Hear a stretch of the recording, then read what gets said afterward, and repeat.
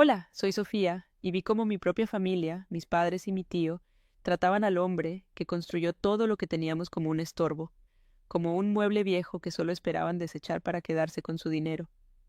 Fue la traición más silenciosa y cruel que he presenciado, una que se desarrollaba cada día entre las paredes de nuestra lujosa casa. Ver cómo la codicia puede envenenar el alma de las personas que se supone que deben amarte es algo que te rompe por dentro. ¿Alguna vez has visto cómo la gente que amas se transforma en extraños por dinero? Antes de contarte el momento exacto en que sus sonrisas falsas se convirtieron en un plan monstruoso, déjame un comentario diciéndome desde dónde me estás viendo y suscríbete al canal. Créeme, no querrás perderte lo que sucedió cuando regresaron de su supuesto viaje y encontraron a mi abuelo esperándolos con una sorpresa que les cambiaría la vida para siempre. Vivíamos en una enorme villa en Coral Gables, Miami, un lugar que para cualquier otra persona parecería un paraíso, pero para mí se había convertido en una prisión dorada. Mi abuelo Javier, el fundador del negocio familiar y el verdadero patriarca, era tratado como una sombra. Mi padre, Ricardo, y mi tío, Mateo, hablaban de él en tercera persona, incluso cuando estaba sentado en la misma habitación, discutiendo sus finanzas y su salud como si fuera un objeto sin voz ni voto.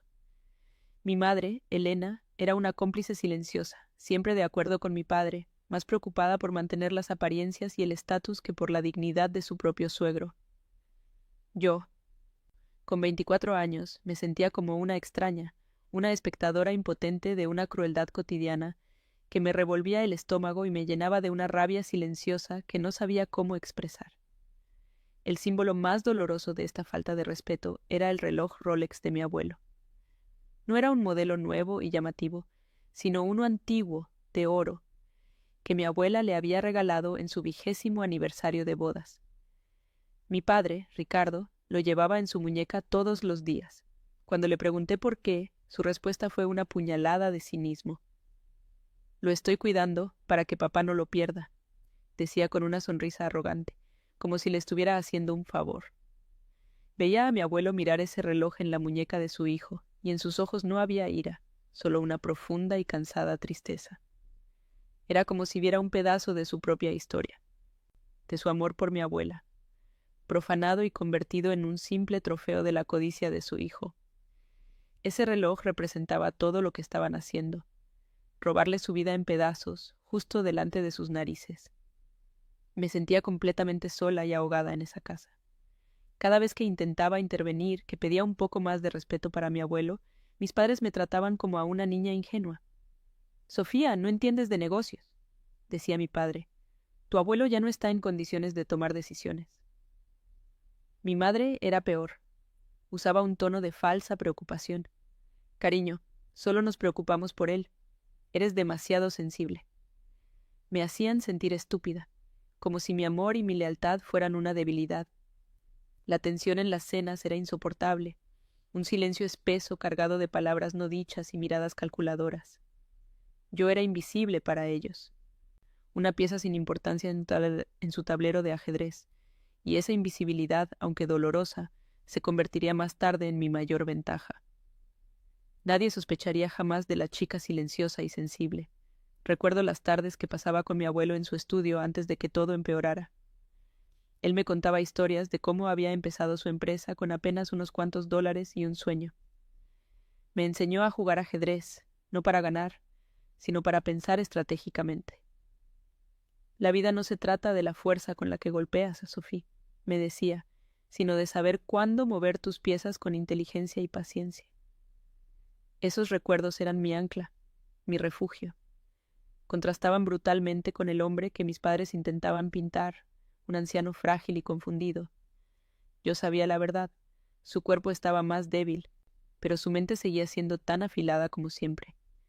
Era un león enjaulado, y cada día que pasaba, mi determinación de protegerlo crecía, alimentada por el amor que él me había dado y que mi propia familia le negaba. La crueldad de mi padre y mi tío escaló de formas sutiles pero devastadoras. Un fin de semana decidieron reorganizar el estudio de mi abuelo, el único espacio que él todavía consideraba suyo. Cuando regresé de la universidad encontré cajas apiladas en el pasillo. Habían vendido algunos de sus libros de primera edición y objetos de colección, cosas que tenían un valor sentimental incalculable para él. Mi madre lo justificó con una frialdad escalofriante. Solo estábamos haciendo espacio, acumulaba demasiadas cosas viejas. Vi a mi abuelo de pie en el umbral de su estudio alterado, mirando los huecos vacíos en sus estanterías. No dijo nada, pero su postura encorvada lo decía todo. Estaban borrando sistemáticamente su identidad, su historia, para hacerle sentir que ya no pertenecía a ese lugar, que su tiempo había pasado. Mi abuelo era un hombre de una dignidad inmensa. A pesar de las humillaciones diarias, rara vez se quejaba. Soportaba los comentarios condescendientes y el aislamiento con una fortaleza que me partía el corazón. Sabía que no estaba confundido ni senil, como mi padre le gustaba sugerir a sus amigos.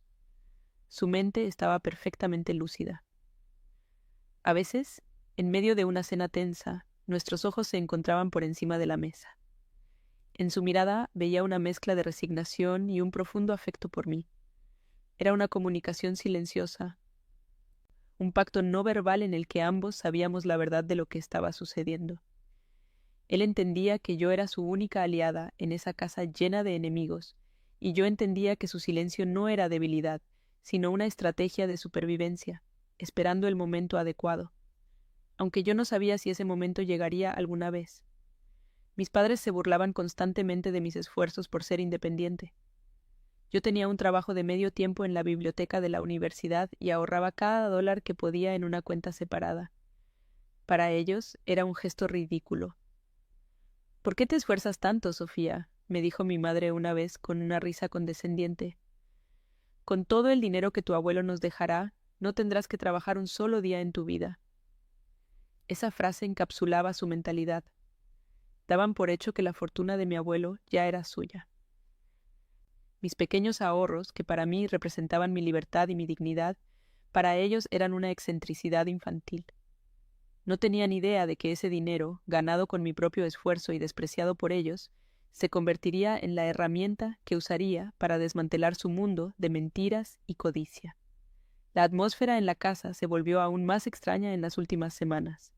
Empecé a escuchar a mi padre y a mi tío Mateo hablando en susurros en el despacho, con un tono de emoción contenida. Hablaban de un viaje, unas merecidas vacaciones para mi abuelo en México. Decían que era para que se relajara, para que disfrutara del sol en un lugar tranquilo. Pero la forma en que lo decían, las sonrisas cómplices que intercambiaban cuando pensaban que nadie los veía, me helaron la sangre. Había un brillo en sus ojos que no era de generosidad, sino de triunfo. Un nudo de pavor se instaló en mi estómago. No sabía exactamente cuál era su plan, pero una cosa era segura. Ese viaje no era un regalo para mi abuelo. Era el principio del fin que ellos habían estado planeando durante tanto tiempo. Los preparativos para el supuesto viaje a México fueron una obra de teatro macabra. Mi madre, Elena, doblaba la ropa de mi abuelo con una eficiencia fría, eligiendo prendas viejas y desgastadas que él rara vez usaba. «Para que esté cómodo», decía con una sonrisa que no le llegaba a los ojos. Mientras tanto, mi padre y mi tío Mateo hablaban en voz alta sobre sus propios planes, sobre los restaurantes de lujo que visitarían y los campos de golf que probarían, como si mi abuelo ya no estuviera allí para escucharlos. Cada vez que yo intentaba preguntar por el itinerario exacto o el nombre del hotel, me daban respuestas vagas y evasivas. «Es una sorpresa, Sofía. No arruines la sorpresa para tu abuelo», me decía mi padre, dándome una palmadita condescendiente en la cabeza. La maleta de mi abuelo era pequeña y modesta. Las de ellos, enormes y llenas de ropa de diseñador. Estaban empacando para 2 viajes completamente diferentes. El día de su partida, el aire en la villa de Coral Gables era denso y pesado.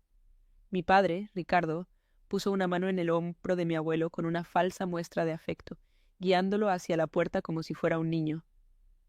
«Vamos, papá, tu paraíso te espera», dijo con un tono que pretendía ser jovial pero que sonaba a sentencia. Cuando me acerqué para darle un abrazo a mi abuelo, mi madre se interpuso sutilmente. «No lo alteres más, cariño.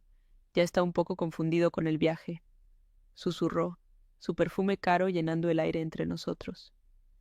Logré encontrar la mirada de mi abuelo por encima de su hombro. En sus ojos no vi confusión, sino una profunda y lúcida tristeza, una despedida silenciosa que me rompió el corazón. Los vi subir al auto, mi abuelo en el asiento trasero, una figura frágil enmarcada por la ventanilla, mientras mi padre, luciendo el Rolex de mi abuelo en su muñeca, arrancaba el motor con una sonrisa de triunfo. La excusa que me dieron para no acompañarlos fue tan insultante como predecible. «Es un retiro tranquilo, Sofía, un lugar para gente mayor. Te aburrirías hasta las lágrimas», le explicó mi madre, ajustándose sus gafas de sol. «Además, tienes tus exámenes finales, no queremos que te distraigas». Lo decían como si me estuvieran haciendo un favor, como si su decisión estuviera basada en una genuina preocupación por mi bienestar. La verdad era obvia, mi presencia era un inconveniente para su plan. Yo era la única que los miraba con sospecha, la única que no participaba en su farsa de familia amorosa. Dejarme atrás no era para protegerme del aburrimiento, era para eliminar a la única testigo que podría haberles causado problemas. Me sentí impotente, encadenada por mi propia juventud y mi aparente falta de poder en esa casa. Una vez que se fueron, la enorme villa se sintió como un mausoleo. El silencio era ensordecedor, cada eco en los pasillos de mármol me recordaba su ausencia. Subí al estudio de mi abuelo, el espacio que habían profanado semanas antes. Me senté en su viejo sillón de cuero, inhalando el leve aroma a libros antiguos y tabaco de pipa que aún persistía. Toqué las marcas en las estanterías donde antes estaban sus objetos más preciados. La rabia que había estado hirviendo a fuego lento dentro de mí comenzó a solidificarse, convirtiéndose en una fría y pesada determinación. Ya no era solo tristeza o impotencia. Era una certeza absoluta de que algo terrible estaba sucediendo, y que si yo no hacía algo, nadie más lo haría. El lujo que me rodeaba, las obras de arte en las paredes, los muebles caros, de repente me pareció grotesco, el botín de una guerra silenciosa que estaban librando contra su propio padre. Los primeros días fueron una tortura de incertidumbre. Llamaba a mis padres todos los días y cada conversación era una capa más de mentiras. «Tu abuelo está de maravilla, Sofía. Pasó la tarde leyendo junto al mar», me decía mi padre con una voz demasiado relajada. Cuando pedía hablar con él, siempre había una excusa. «Está durmiendo la siesta. Acaba de tomar su medicina y está somnoliento». Salió a caminar con Mateo. Nunca me dejaban hablar con él. Su negativa, envuelta en una falsa preocupación por su salud, era la confirmación que necesitaba. Estaban aislándolo deliberadamente, cortando su única conexión con alguien que realmente se preocupaba por él. El pánico comenzó a apoderarse de mí, una sensación helada que se extendía por mi pecho. Sabía que el tiempo se estaba agotando. En medio de mi desesperación, un recuerdo vino a mi mente como un salvavidas. Alejandro Vargas, el viejo abogado y amigo de mi abuelo. Mi padre siempre se había quejado de él, diciendo que era un dinosaurio que no entendía las finanzas modernas. Hacía un par de años lograron convencer a mi abuelo de que lo reemplazara por un bufete de abogados más agresivo y corporativo. Recordé haber visto una vieja agenda de cuero en el escritorio de mi abuelo. Corrí a su estudio y la encontré en el último cajón, debajo de un montón de papeles viejos. Pasé las páginas con manos temblorosas hasta que encontré su nombre, Alejandro Vargas, con un número de teléfono y una dirección en el centro de Miami. Sentí una pequeña chispa de esperanza. Tal vez este hombre, a quien mi familia había descartado y despreciado, sería el único que me creería. La llamada llegó en la tercera noche, justo después de la medianoche. El teléfono sonó, mostrando un número desconocido con un código de área de México. Mi corazón se detuvo. Contesté con un nudo en la garganta. Al principio solo hubo estática, y luego una voz débil y temblorosa que apenas reconocí como la de mi abuelo. «Sophie», susurró, y el alivio y el terror me golpearon al mismo tiempo. Su voz estaba llena de un miedo que nunca le había escuchado. Intentó decir algo más, pero las palabras se entrecortaban. «Me abandonaron», logró decir con claridad, su voz quebrándose. «En un pueblo, sin nada». Antes de que pudiera responder, Antes de que pudiera preguntarle dónde estaba, la línea se cortó. El silencio que siguió fue más aterrador que cualquier grito. Me quedé inmóvil, con el teléfono pegado a la oreja, escuchando el pitido monótono de la línea muerta. El teléfono se deslizó de mi mano y cayó sobre la alfombra con un ruido sordo. El mundo se desvaneció en un zumbido. Me abandonaron. Esas dos palabras resonaron en mi cabeza, una y otra vez. Cada repetición era una puñalada. La imagen de mis padres sonriendo mientras se iban se superpuso con el terror en la voz de mi abuelo. La traición era completa, absoluta y más monstruosa de lo que jamás había imaginado. No era solo codicia, era una crueldad calculada. Lo habían dejado solo, en un país extranjero, sin dinero, sin documentos, sin forma de volver a casa. La tristeza que había sentido durante meses se evaporó, reemplazada por una furia helada y cristalina. En ese momento dejé de ser la nieta sensible y silenciosa. Me convertí en la única esperanza de mi abuelo. Mi primer impulso fue llamar a la policía, marcar el 911 y gritarles lo que mis padres habían hecho. Pero me detuve, la mano sobre el teléfono. ¿Qué les diría? Que mis padres, Ricardo y Elena Moreno, respetados miembros de la comunidad de Coral Gables, habían abandonado a su propio padre en México.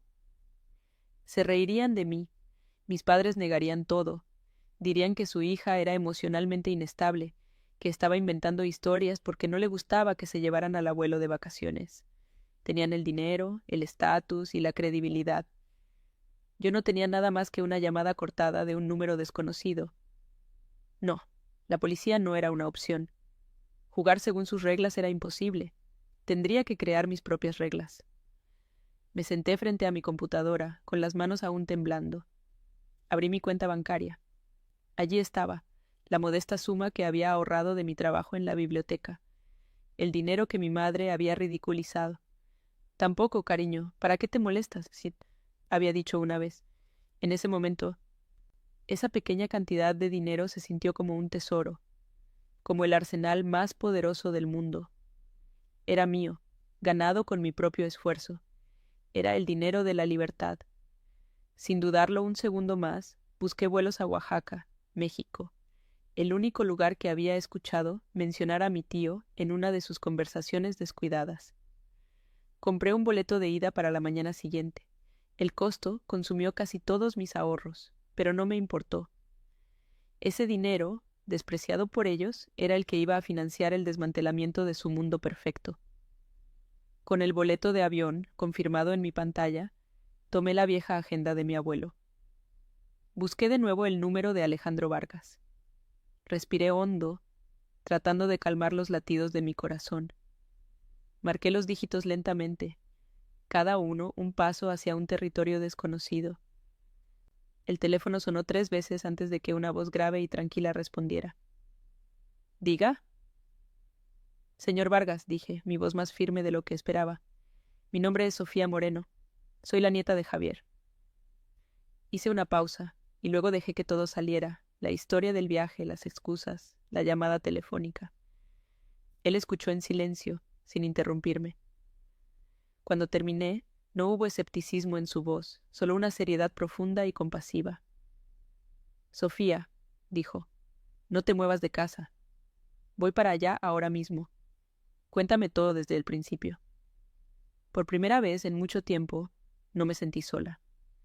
Menos de 30 minutos después de mi llamada, un auto sedán negro se detuvo frente a la villa. De él bajó un hombre que, a pesar de su edad, se movía con una energía y una seguridad que me tranquilizaron al instante. Era Alejandro Vargas. Su traje estaba impecable, pero sus ojos, profundos y analíticos, mostraban una calidez que me desarmó. Entró en la casa y, en lugar de maravillarse con el lujo que intimidaba a la mayoría de la gente, su mirada recorrió el espacio con una familiaridad teñida de tristeza. Se sentó frente a mí en el gran salón y dijo con una voz suave pero firme: Sofía, necesito que me cuentes todo. Cada detalle, cada conversación, cada mirada extraña que recuerdes. No omitas nada, por insignificante que te parezca. Tu abuelo es mi amigo, y no lo vamos a dejar solo. Sentí como si un peso enorme comenzara a levantarse de mis hombros, reemplazado por la urgencia de la tarea que teníamos por delante. Le conté todo. Las palabras salían de mi boca como un torrente incontrolable. Le hablé del reloj Rolex en la muñeca de mi padre, un trofeo de su falta de respeto. Describí la reorganización del estudio, cómo habían vendido pedazos de la historia de mi abuelo sin pestañear. Le repetí las conversaciones en susurros, la mención casual de Oaxaca, la forma en que me impidieron ir con ellos usando mis exámenes como excusa. Finalmente, le conté sobre la llamada, la voz rota de mi abuelo diciendo, «Me abandonaron», y el silencio aterrador que siguió. Alejandro no me interrumpió ni una sola vez. Me escuchó con una concentración absoluta, asintiendo lentamente, su rostro endureciéndose con cada palabra. Cuando terminé, no había duda en su mirada, solo una ira fría y contenida. «Les creí capaces de muchas cosas, Sofía», dijo. «Pero esto es una monstruosidad, te creo. Y vamos a traer a Javier de vuelta». Inmediatamente, Alejandro pasó al modo de estratega. Su mente, afilada como un bisturí, comenzó a diseccionar el problema. «¿Recordaste ver el número de teléfono desde el que llamó?», preguntó. Negué con la cabeza, la frustración apoderándose de mí. No, era un número desconocido. No pensé en anotarlo. Él asintió. «No importa. La clave es Oaxaca, pero Oaxaca es un estado grande. Necesitamos ser más específicos». Me explicó con una claridad brutal la situación legal. Sin pruebas contundentes, la palabra de una joven emocional contra la de dos empresarios respetados y su esposa no significaría nada. Podrían fácilmente pintarme como una nieta inestable y sobreprotectora. Tenemos que movernos con inteligencia, Sofía. El secreto es nuestra única arma. Ellos creen que tienen todo el tiempo del mundo para construir su mentira.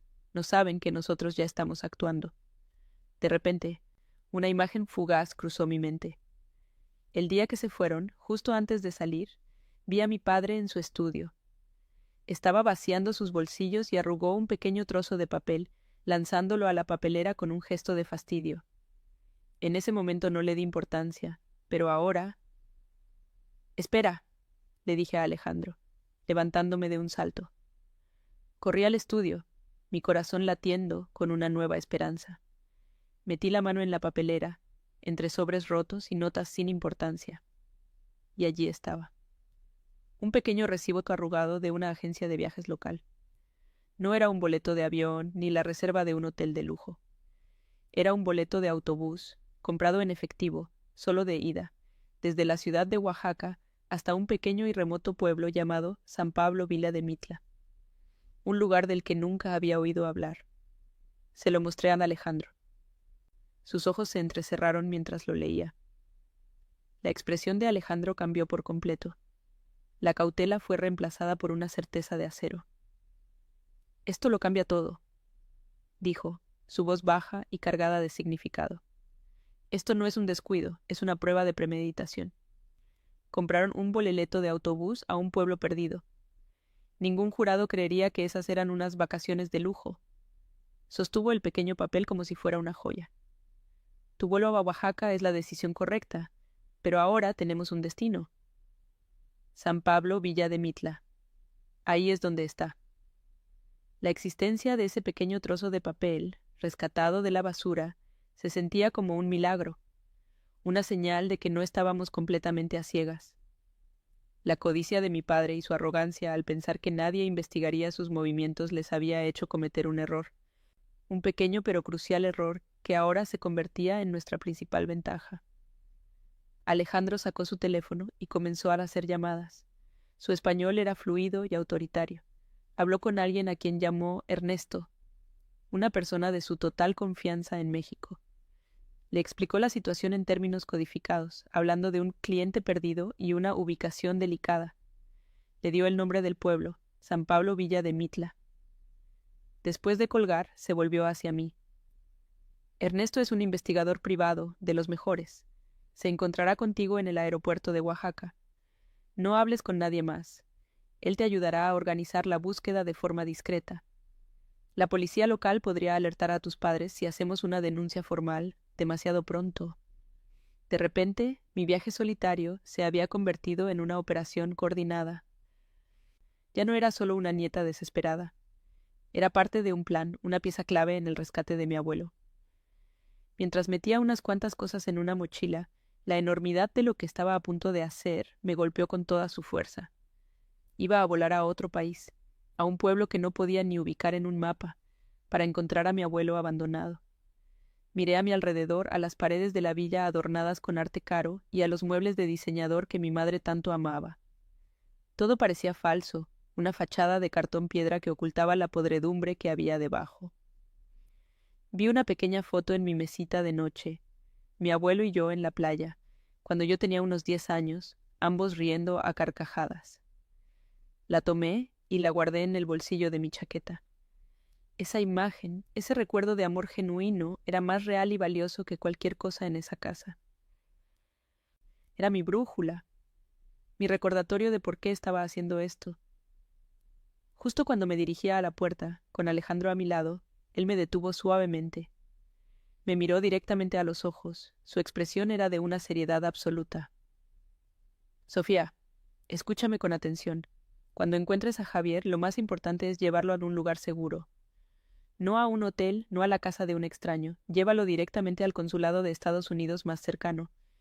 Explícales la situación. Ellos le proporcionarán documentos temporales y un lugar seguro donde quedarse. No llames a tus padres. No les envíes mensajes. No les des ninguna pista de que sabes la verdad. Nuestro único poder en este momento reside en su ignorancia. Creen que eres la niña buena y callada que está estudiando para sus exámenes aquí en Miami. Deja que sigan creyéndolo. Sus palabras se grabaron en mi mente, una estrategia clara en medio del caos emocional. Mi teléfono vibró en mi bolsillo. El nombre de mi madre apareció en la pantalla. Mi sangre se heló. Miré a Alejandro con pánico. Él simplemente asintió, indicándome que respondiera. Actúa con normalidad, susurró.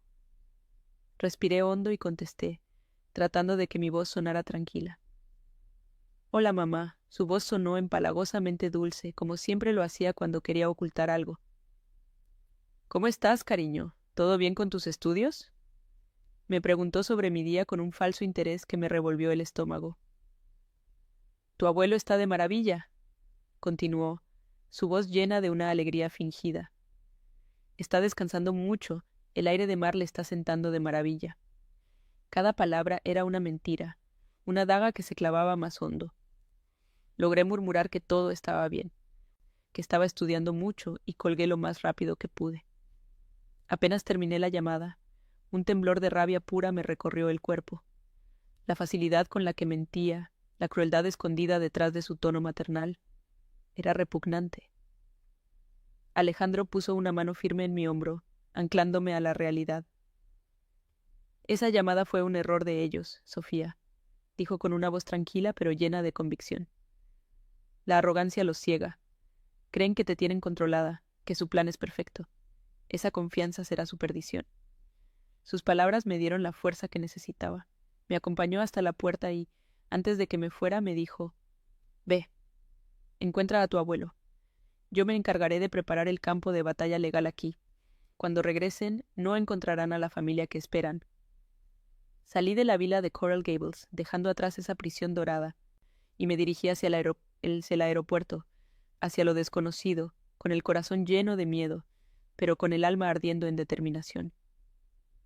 El vuelo a Oaxaca fue el más largo de mi vida. Cada milla que me alejaba de Miami era una milla que me acercaba a lo desconocido.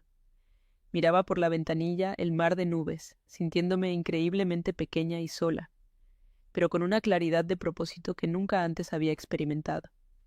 La foto de mi abuelo y yo, arrugada por el sudor de mi mano en mi bolsillo, era mi único talismán. Ya no era la nieta asustada que observaba las injusticias desde un rincón. Era una soldado en una misión de rescate, y mi único enemigo era la gente a la que se suponía que debía llamar familia. Mis ahorros, ese dinero que mi madre había despreciado, estaban pagando por cada segundo de ese vuelo, cada metro que me acercaba a él. Era el dinero de mi independencia, y ahora se había convertido en el dinero de su salvación. Al aterrizar en Oaxaca, el calor húmedo y los sonidos vibrantes de un lugar completamente ajeno.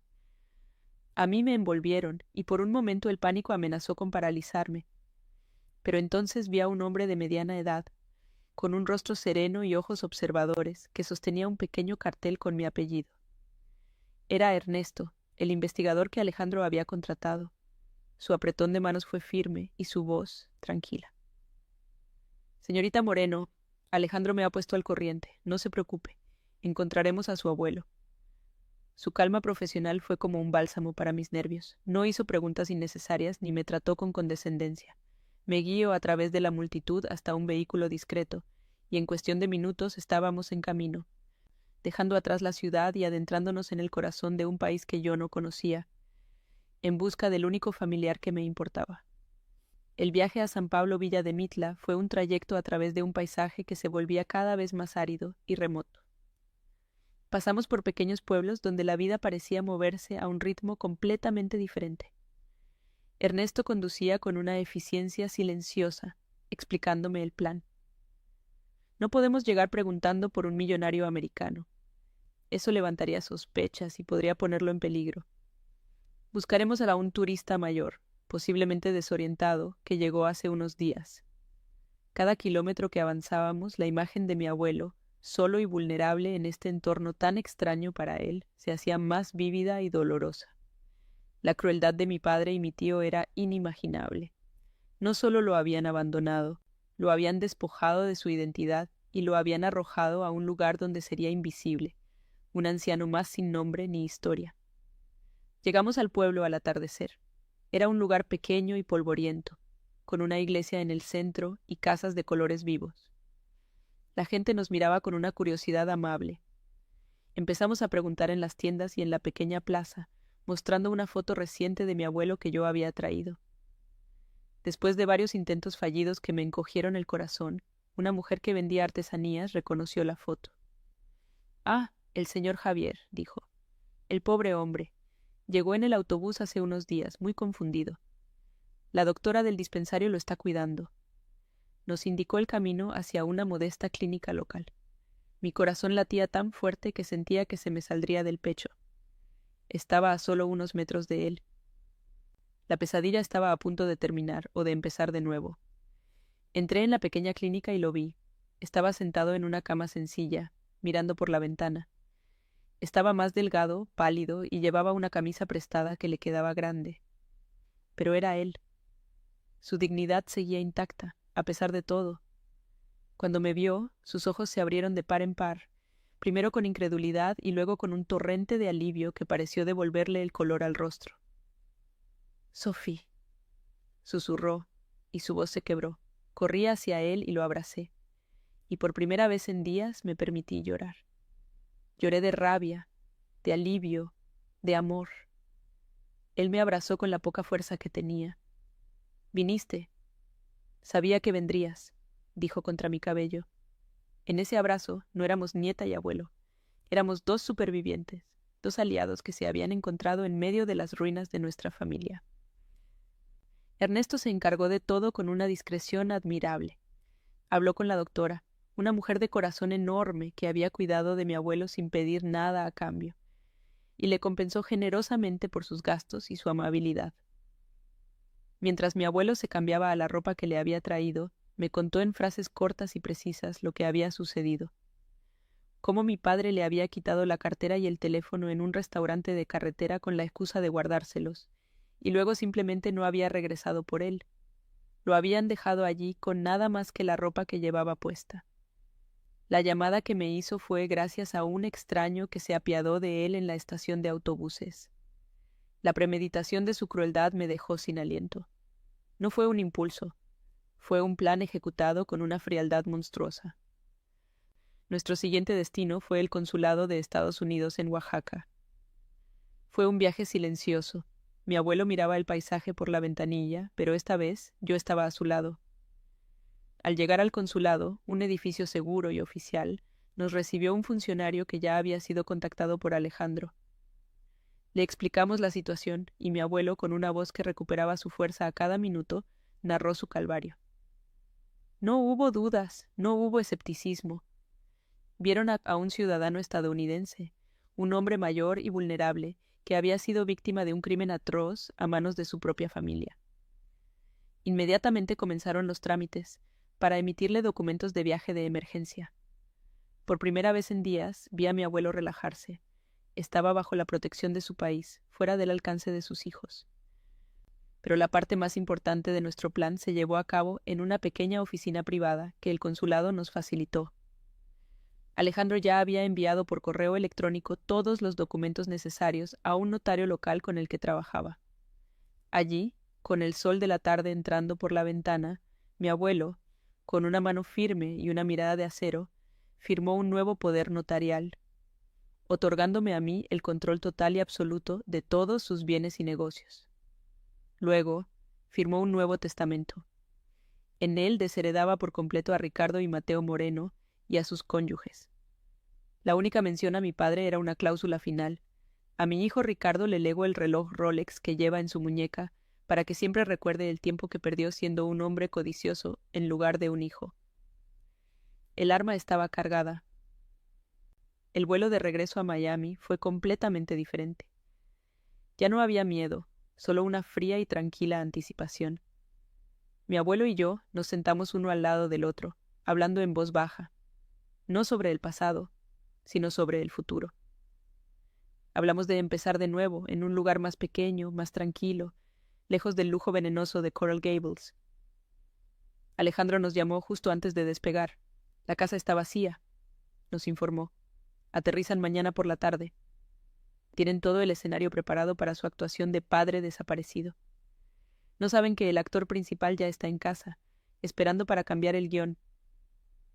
Colgamos el teléfono, y mi abuelo me sonrió, una sonrisa genuina, la primera que le había visto en años. Estábamos listos. Entrar de nuevo en la villa de Coral Gables fue surrealista.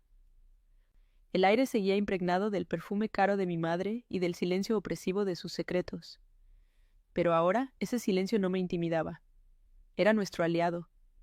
Mientras yo cerraba la puerta principal, mi abuelo caminó lentamente hacia el gran salón y se sentó en su sillón de cuero favorito, el que mi padre solía ocupar como si fuera un trono.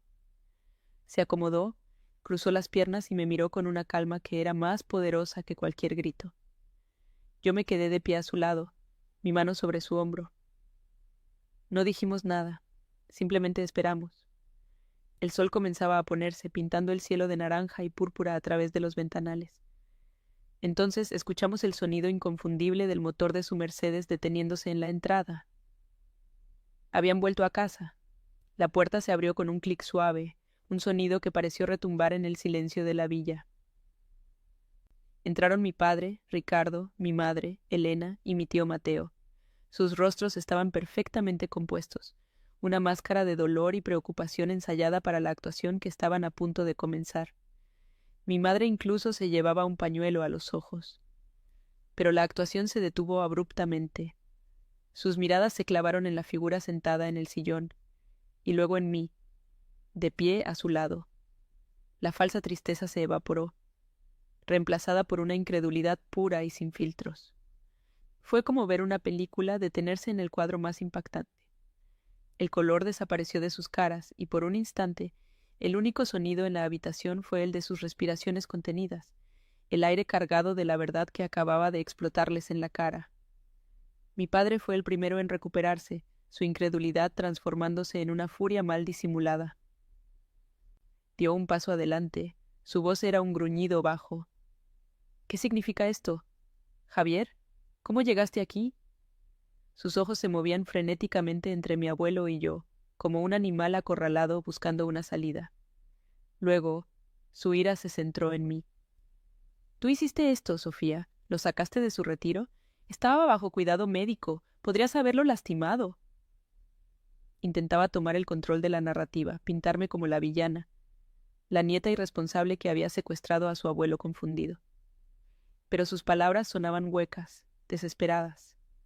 La base de su mentira se había derrumbado, y él lo sabía. Estaba improvisando, y lo hacía terriblemente mal. Mi madre, Elena, intentó una táctica diferente. Dejó caer su bolso al suelo con un ruido sordo y corrió hacia mi abuelo, con los brazos abiertos y lágrimas falsas brotando de sus ojos. —Javier, querido. —Gracias a Dios. Estábamos tan preocupados, íbamos a llamar a la policía mañana mismo. Pensamos que te habías perdido. Su voz era un torrente de alivio fingido, una actuación digna de un premio. Pero mi abuelo no se movió. La miró con una frialdad que nunca le había visto, y ella se detuvo a medio camino, sus brazos cayendo a los costados. Su sonrisa temblorosa se desvaneció al comprender que su encanto y su manipulación emocional ya no tenían ningún poder sobre él. Era como ver a una hechicera descubrir que sus hechizos ya no funcionaban. Mi tío Mateo permaneció en silencio cerca de la puerta, su rostro una máscara de furia helada. A diferencia de mi padre, él no perdió la compostura, simplemente observaba, sus ojos calculadores analizando la escena, tratando de entender la magnitud del desastre. Su silencio era casi más aterrador que los gritos de mi padre. Era la calma de un depredador que se da cuenta de que ha caído en una trampa. No había sorpresa en su mirada, sino el reconocimiento de una derrota. Vio a mi abuelo, sereno en su sillón, y me vio a mí, firme a su lado, y supo que habíamos ganado. Supo que el juego, el que ellos habían planeado con tanto cuidado, había terminado de una forma que nunca anticiparon.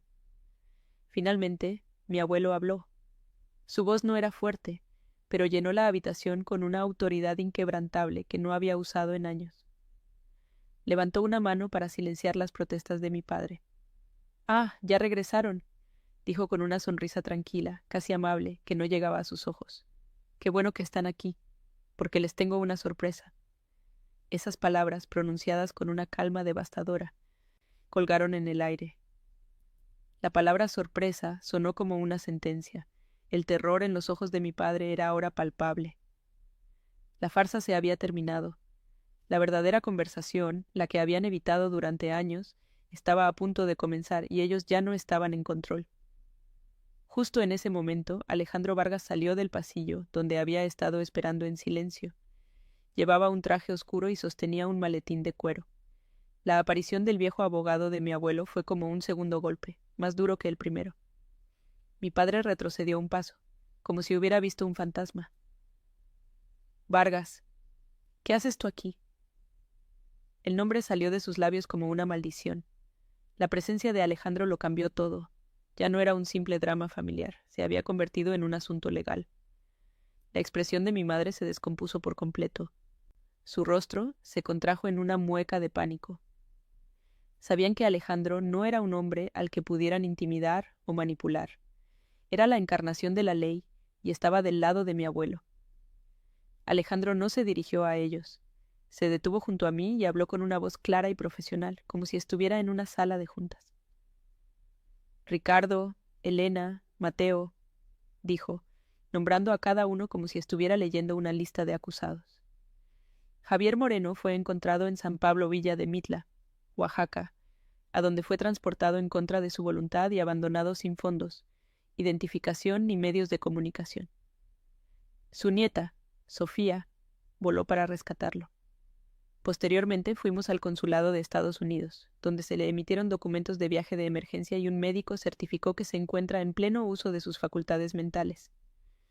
Cada frase era un clavo en el ataúd de su mentira, una demolición sistemática y factual de su plan monstruoso. Luego, Alejandro abrió su maletín sobre la mesa de centro de caoba. Sacó una carpeta gruesa llena de documentos. Como resultado de estos eventos, continuó con el mismo tono implacable, Javier ha decidido hacer algunos cambios en la administración de su patrimonio. Colocó un documento frente a ellos. Este es un nuevo poder notarial, firmado y notariado hace 2 días. Revoca todos los poderes anteriores que ustedes tenían sobre sus finanzas y sus decisiones médicas. El control total y absoluto ha sido transferido a su nieta, Sofía Moreno. Mi padre se abalanzó sobre el papel. Sus manos temblaban de rabia. —¡Esto es fraude! ¡Lo has manipulado! —gritó, señalando a mi abuelo. —¡No es legal! Alejandro ni siquiera parpadeó. —Es perfectamente legal, Ricardo, y es solo el principio. Fue entonces cuando mi abuelo se dirigió directamente a mi padre. Su mirada se posó en la muñeca de Ricardo, donde brillaba el Rolex de oro. Ese reloj, dijo mi abuelo, su voz suave pero cortante. Te lo puedes quedar. Mi padre lo miró, confundido. Es mi regalo de despedida para ti, Ricardo, continuó mi abuelo, para que cada vez que lo mires recuerdes todo el tiempo que perdiste siendo un hombre codicioso en lugar de ser un hijo, para que recuerdes que cambiaste mi amor y mi legado por un simple objeto. El golpe fue magistral, una humillación simbólica que valía más que cualquier grito. El reloj, que había sido su trofeo de poder, se convirtió en ese instante en una marca de su vergüenza, un recordatorio perpetuo de todo lo que acababa de perder. El golpe final lo dio Alejandro. Sacó otro documento de la carpeta, el más importante de todos. Y esto, dijo, colocándolo sobre el poder notarial, es el nuevo y último testamento de Javier Moreno. En él ustedes tres, Ricardo, Mateo y Elena Moreno, han sido desheredados por completo y de forma irrevocable. No recibirán ni un solo centavo de su fortuna. El silencio que siguió fue absoluto, pesado, sofocante. La realidad de esas palabras los golpeó como una pared de ladrillos. La villa en la que estaban, los autos de lujo en la entrada, las cuentas bancarias que habían estado saqueando, el estatus que tanto amaban, todo se había desvanecido en un instante. Sus rostros eran un lienzo de incredulidad, rabia y una desesperación abyecta. Habían apostado todo y lo habían perdido todo. Mi abuelo se puso de pie lentamente, su postura más erguida de lo que la había visto en años. Ya no era el anciano frágil que habían intentado hacer desaparecer. Era Javier Moreno, el hombre que había construido un imperio desde la nada. Los miró, uno por uno, y su voz no contenía odio, solo una finalidad fría y definitiva. Esta casa ya no es suya. Quiero que empaquen una maleta con sus pertenencias personales y se vayan. Ahora mismo. No hubo espacio para la negociación. No hubo súplicas. Era una orden. Se quedaron paralizados, tres estatuas de codicia derrotada en medio del lujoso salón que ya no les pertenecía. En ese momento, vi cómo el mundo que habían construido sobre la traición se derrumbaba a sus pies, y por primera vez sentí el aire limpio en mi propia casa. El silencio que cayó sobre el salón fue más pesado que cualquier pared. Fue un silencio hecho de sueños rotos y codicia expuesta. Mi padre, Ricardo, se quedó boquiabierto, su rostro pasando del rojo de la furia al blanco pálido del shock. Mi madre, Elena, soltó un pequeño gemido y se tambaleó, apoyándose en el marco de la puerta como si sus piernas ya no pudieran sostener el peso de su decepción.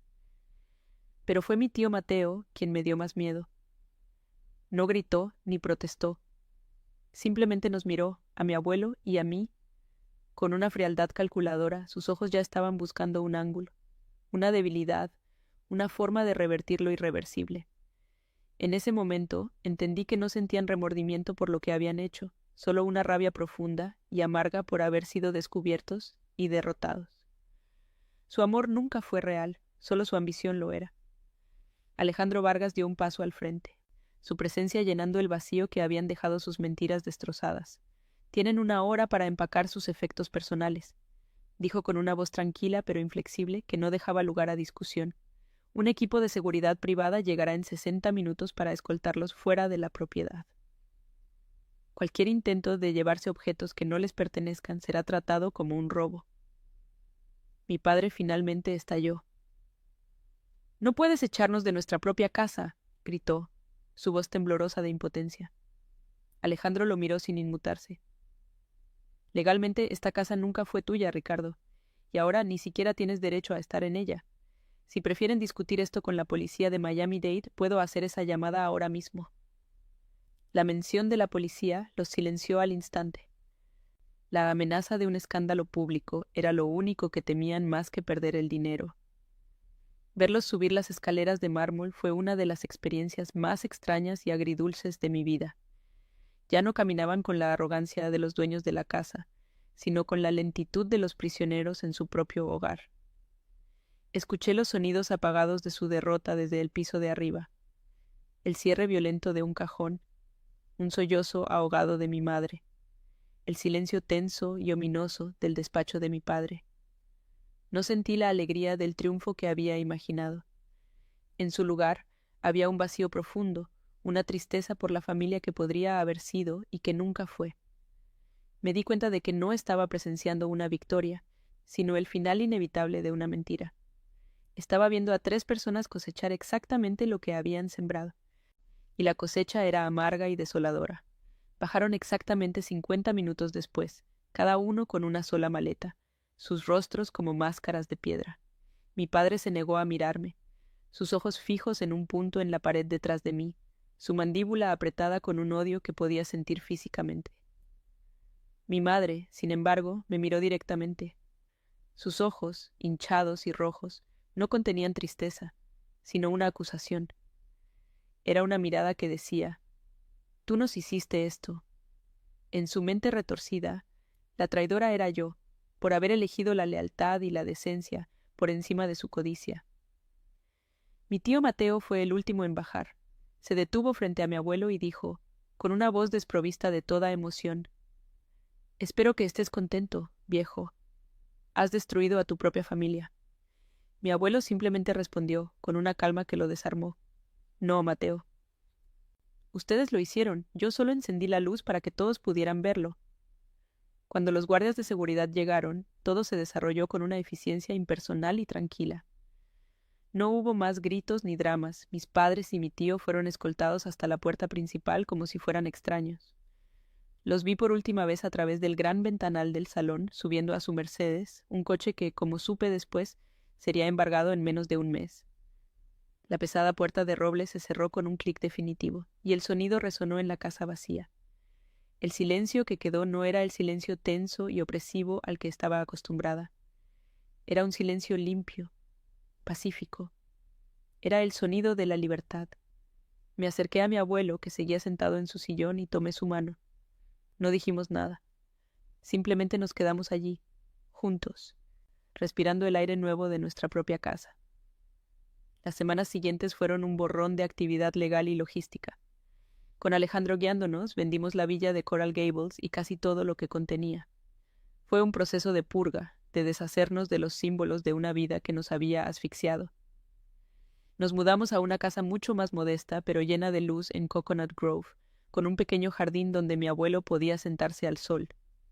Por primera vez en años lo vi sonreír sin una sombra de tristeza en sus ojos.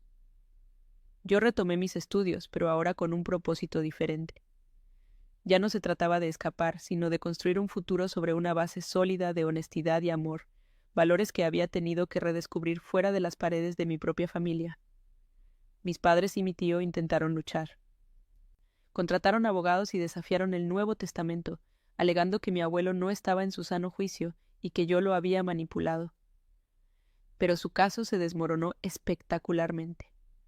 La declaración del médico del consulado, el testimonio de la doctora en México y la prueba irrefutable del boleto de autobús de ida que yo había encontrado en la papelera pintaron un cuadro tan claro de su crueldad y premeditación que el juez desestimó el caso casi de inmediato. No solo perdieron, sino que fueron condenados a pagar todos los costos legales, dejándolos en la ruina. La última noticia que tuve fue que mi padre y mi tío habían perdido sus empleos y estaban viviendo en un pequeño apartamento alquilado, su mundo de lujo reducido a cenizas. Mi madre fue la única que intentó contactarme. Recibí algunos mensajes de texto llenos de una mezcla de autocompasión y acusaciones veladas. «No entiendo cómo pudiste hacernos esto, Sofía, después de todo lo que te hemos dado». Cada palabra era una confirmación de que nunca entenderían. Para ella, el amor y la lealtad eran transacciones, y yo había violado los términos del contrato. Después de consultar con mi abuelo, bloqueé su número. No fue un acto de odio, sino de paz. Hay heridas que no pueden sanar y hay relaciones que son demasiado tóxicas para ser salvadas. Mi familia ahora era el hombre sentado a mi lado, enseñándome a cuidar las orquídeas en nuestro nuevo jardín. Hoy la vida es tranquila, y esa tranquilidad es el mayor lujo que he conocido. Mi abuelo y yo hemos creado una pequeña fundación con una parte de su fortuna para ayudar a personas mayores que han sido víctimas de abuso o abandono. Es su forma de transformar su dolor en algo positivo. A veces, por la tarde, lo veo mirar su muñeca, donde solía estar el Rolex que ahora lleva mi padre como un recordatorio de su fracaso. Luego me mira y sonríe, una sonrisa genuina que me dice que no ha perdido absolutamente nada de valor. Yo no recuperé a la familia en la que nací, pero salvé a la única persona que realmente importaba y, en el proceso, me encontré a mí misma. Y ese, descubrí, es el único legado que vale la pena proteger. La vida ahora es silenciosa, pero es un silencio diferente. No es el silencio pesado y lleno de secretos de la villa de Coral Gables, sino un silencio tranquilo, lleno de paz, que solo se interrumpe por el sonido de los pájaros en nuestro pequeño jardín o la risa de mi abuelo cuando le gano una partida de ajedrez. Hemos aprendido que el espacio que ocupas en el mundo es mucho menos importante que la paz que ocupas en tu propio corazón. Dejamos atrás un palacio lleno de veneno para encontrar un hogar en un lugar donde lo único que abunda es el respeto y el cariño mutuo.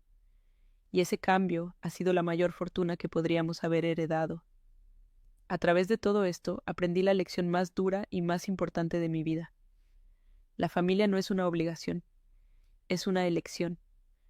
No se define por la sangre que compartimos, sino por la lealtad que demostramos, por el refugio que ofrecemos y por la dignidad que defendemos. Mi padre, mi madre y mi tío eran mi sangre, pero mi familia de verdad era el hombre al que ellos intentaron desechar. Descubrí que a veces, para salvar a tu verdadera familia, tienes que tener el coraje de enfrentarte a aquellos que solo llevan el apellido, pero han olvidado por completo su significado. La lealtad no es silenciosa, y el amor verdadero nunca es pasivo. La ironía de toda esta historia es que mis padres pasaron toda su vida persiguiendo la riqueza, creyendo que el dinero era la medida del éxito y del poder. Pero al final, su obsesión por el dinero fue precisamente lo que los dejó sin nada. Yo, por otro lado, con mis pequeños ahorros que ellos tanto despreciaban, pude comprar lo único que el dinero de ellos no podía: la libertad de mi abuelo y la nuestra. El verdadero legado, el que mi abuelo me enseñó, no está en una cuenta bancaria ni en una escritura de propiedad. Está en la fortaleza de tu carácter, en la valentía de tus acciones y en la certeza de saber que hiciste lo correcto, sin importar el costo. Cuando mi abuelo les dijo, les tengo una sorpresa, no se refería únicamente a los documentos legales que les quitarían su herencia. La verdadera sorpresa fue el espejo que les pusimos enfrente. Fue obligarlos a ver, sin adornos ni excusas, la monstruosidad de sus propias almas. Fue la revelación de que su plan, tan cuidadosamente calculado, había sido desmantelado por la persona a la que menospreciaban, la nieta silenciosa y sensible. La sorpresa fue que la decencia, el amor y la lealtad, valores que ellos consideraban debilidades, resultaron ser las armas más poderosas de todas. Si estás viendo esto y alguna vez te has sentido como yo me sentía, invisible, sin voz, una espectadora impotente de una injusticia en tu propia familia, quiero que sepas que tu sensibilidad no es una debilidad, es tu superpoder. Tu amor y tu lealtad son más valiosos que cualquier fortuna. A veces, la persona más callada de la habitación es la que ve con más claridad, y esa claridad te da una fuerza que los demás no pueden entender. No subestimes el poder de un corazón que se niega a aceptar lo inaceptable. Tú puedes ser el punto de inflexión, la sorpresa que nadie ve venir. Mucha gente me ha preguntado si he perdonado a mis padres. La verdad es que he dejado de pensar en el perdón y he empezado a pensar en la paz. Y mi paz requiere distancia. Hay traiciones que fracturan el alma de una manera tan profunda que no hay forma de volver a pegar los pedazos como estaban antes. Aceptar eso no es un acto de odio, es un acto de autoconservación. Elegí a mi abuelo, elegí la dignidad y, sobre todo, me elegí a mí misma. Y esa es una elección por la que nunca me disculparé. El verdadero legado, al final, no es el dinero que dejas, sino los valores que defiendes y las personas a las que proteges. Si mi historia te ha conmovido o te ha hecho sentir menos solo en tus propias batallas familiares, déjame un comentario contándome tu experiencia. A veces, compartir nuestra verdad es el primer paso para sanar. Y si crees que estas historias de resiliencia y justicia merecen ser escuchadas, suscríbete al canal y acompáñame. Juntos podemos demostrar que incluso en las familias más oscuras siempre hay alguien dispuesto a encender la luz.